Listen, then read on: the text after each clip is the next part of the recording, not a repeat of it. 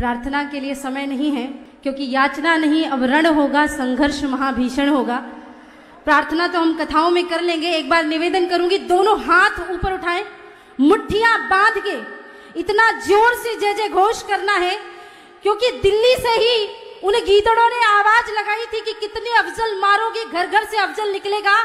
आज ऐसा जय घोष करो कि कोई अफजल की औलाद अपनी अम्मी की कोख में भी बैठा हो तो वही दम तोड़ दे, और ऐसे नारे लगाना बंद करे, क्योंकि यहाँ सनातन बोर्ड के गठन के लिए हम आए हैं, और आज वो गठन बना के गुंजायमान करके जाएंगे, और वो गुंजान आपकी जय जय घोष से होना चाहिए। भारत माता की, भारत माता की, हिंदू राष्ट्र की, हिंदू धर्म की जय जय श्री राम, जय जय श्री राम। परम पूजनीय श्री शंकराचार्य भगवान श्री के चरणों में कोटि कोटि प्रणाम। इस आयोजन के कर्ता धर्ता और श्री हनुमान स्वरूप सनातन धर्म की ध्वजा को विश्व भर में फहराने वाले परम पूजनीय देवकी नंदन ठाकुर जी महाराज श्री, मेरे बड़े भाई के चरणों में प्रणाम। विराजमान सभी संतों के, महापुरुषों के चरणों में प्रणाम। मैं सिर्फ 5 मिनट में अपनी बात कहूंगी, क्योंकि मंच की भी मर्यादा है। सनातन बोर्ड आखिर क्यों जरूरी है? एक शब्द आपने अभी पिछले कई दिनों से सुना होगा, जिसका नाम है वक्फ बोर्ड।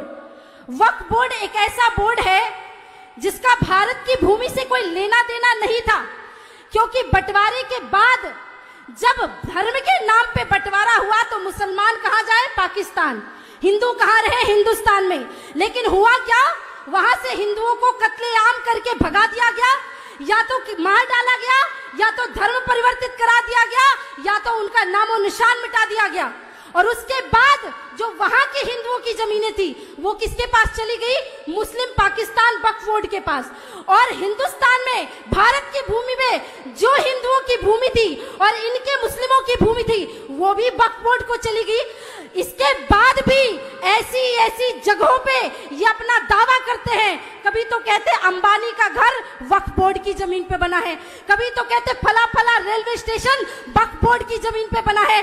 पढ़े लिखे लोग तो जानते हैं कि ट्रिब्यूनल कोर्ट में जाना है, लेकिन जो गांव का गरीब आदमी जिसके 10-10, 5-5 एकड़ ये वक्फ बोर्ड हरण कर लेता है, उसको तो डिस्ट्रिक्ट कोर्ट भी नहीं पता, हाई कोर्ट भी नहीं पता, वो क्या जानेगा ट्रिब्यूनल कोर्ट में। और जिस ट्रिब्यूनल कोर्ट में इन्हीं के लोग बैठे हुए हैं, वहां हमारे पक्ष में फैसला कैसे आएगा? वक्फ बोर्ड बाय यूजर और वक्फ बोर्ड बाय डोनर दोनों ही पूरी तरह से असंवैधानिक है। इस धरती से मैं मांग करती हूं, आज से 13 वर्ष की उम्र में मैंने एक कविता बोली थी, कश्मीर तो होगा पाकिस्तान नहीं होगा। आज उसी को मॉडिफाइड करके पूज्य महाराज श्री की आवाज से आवाज मिला के एक लाइन कहती हूं कि आज संतों का ये आह्वान है कि हिंदुओं की छाती पर बैठकर अब हिंदुओं पर अत्याचार नहीं होगा। सनातन बोर्ड तो होगा, पर वक्फ बोर्ड का नामो निशान नहीं होगा। आखिरी में 2 लाइन की एक कहानी सुना रही हूं, कान खोल के सुन लो। एक जंगल में आग लग गई, जंगल में आग लगी तो जंगल के जानवर वहां से भागने लगे, सारे जंगल छोड़ के जा रहे थे। एक टिटहरी रोने लगी, अपनी चोंच से जल लेकर जंगल में डालती, फिर झरने में जाती, फिर चोंच से जल लेकर डालती। कौओं का एक झुंड उड़ के जा रहा था और कहने लगा, अरे टिटहरी, तेरी जरा सी चोंच के जल से जंगल की आग नहीं बुझने वाली। टिटहरी ने कहा, मैं ये जानती हूँ, मेरे जरा से चोंच के जल से जंगल की आग नहीं बुझने वाली, पर जब भी जंगल का इतिहास लिखा जाएगा मेरा नाम आग बुझाने वालों में और तेरा तमाशा देखने वालों में आएगा। जब परम पूजनीय देवकी नंदन ठाकुर जी महाराज श्री ने अमेरिका में रह करके दिन रात जाग करके सनातन बोर्ड के गठन के लिए, धर्म संसद के आयोजन के लिए जगह जगह गुंजान किया था, तो उनको भी लोग कहते थे, अरे महाराज जी क्या समय वेस्ट करते हो, आपके इतने लाखों करोड़ों फॉलोवर है, आप तो राधे राधे गाओ, कथा सुनाओ। और आपके बोलने से सनातन बोर्ड थोड़ी गठित होगा, एक व्यक्ति के करने से। अगर पूज्य महाराज श्री ने भी सोच लिया होता कि मैं भी अपने यजमानों के यहाँ मजे कर रहा हूँ, क्या लेना देना मुझे, ये बात तो वही बात हो गई ना महाराज कि उनका जो नाम है वो इतिहास में आग बुझाने वालों में दर्ज होगा, और वो आज उसके आप हमें गलत पढ़ाया। भाषण देते थे, नहीं, हमारे संत महात्मा तो वो महात्मा थे, दधीच ऋषि जैसे संत हुए, समय आने पे हड्डियों का दान कर देते थे। यहाँ तो एक हाथ में माला और दूसरे हाथ में भाले की परंपरा है।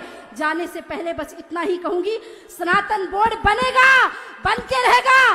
किसी माई के लाल में हिम्मत नहीं हम संतों को रोक सके, लेकिन समय रहते हो जाए तो बहुत अच्छा, समय रहते हो जाए तो बहुत अच्छा, वरना साम दाम दंड भेद की नीति किसी ने सिखाई है तो हिंदुओं ने सिखाई है।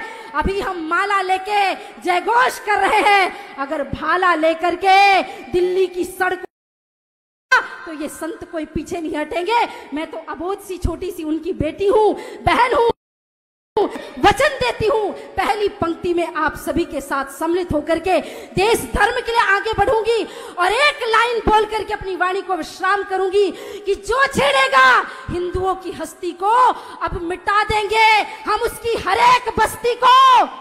किसी ने कहा आपको मुसलमानों से नफरत है क्या, ईसाइयों से नफरत? मैंने कहा नहीं, जिन्होंने सनातन बोर्ड का आह्वान किया वो देवकी नंदन जी तो खुद रहीम रसखान के दोहे गाते हैं, गुलाब सखी को प्रणाम करते हैं। हमको मुसलमानों से नफरत नहीं है, लेकिन हमको औरंग बाबर अफजल की औलादों से नफरत है।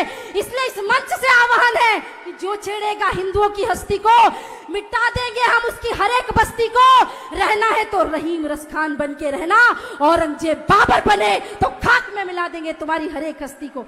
एक बार पुनः विश्राम से पहले दोनों हाथ ऊपर उठा के मुट्ठी बांध के जोर से जय जय घोष करें और एक और वचन देकर जाइए। हिंदुओं, 1-1 लाख के फोन खरीद सकते हो ना, मेरी माताएं बहनें 2-2 लाख के लहंगे खरीदती अपनी शादियों में, खूब खरीदना, लेकिन 1-1 हजार रुपए की तलवार भी खरीद के घर में जरूर रख लेना। उड़ाइए दोनों हाथ।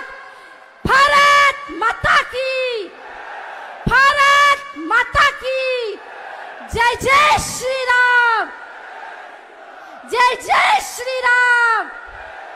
एक और बात मैं आज इस मंच में अगर नहीं कह पाई तो शायद कहीं और नहीं कह पाऊंगी। परम पूजनीय महाराज श्री, आप बहुत अच्छे कथावाचक हैं, हम खुद भी कथा करते हैं और एक बड़ा सुंदर आपसे प्रेम भाव भी है मेरा। आप मेरे बड़े भाई हैं, गुरु तुल्य हैं, सब कुछ है, पर आपने आज कथावाचकों का सिरमौर सिर मुकुट सबसे ऊपर कर दिया सनातन धर्म के लिए। मैंने ऐसे बहुत से कथावाचक, क्षमा करिएगा, पूज्य शंकराचार्य भगवान बैठे पर क्षमा करिएगा हाथ जोड़ के, नहीं, सब लोग यही कहते हैं हमेशा से कि क्या लेना देना हमें धर्म से, लेकिन पहली बार कोई संत कथावाचक यहाँ से खड़े हुए हैं। मैं साष्टांग आपको प्रणाम करती हूँ और बहुत धन्यवाद करती हूँ। जय श्री राम।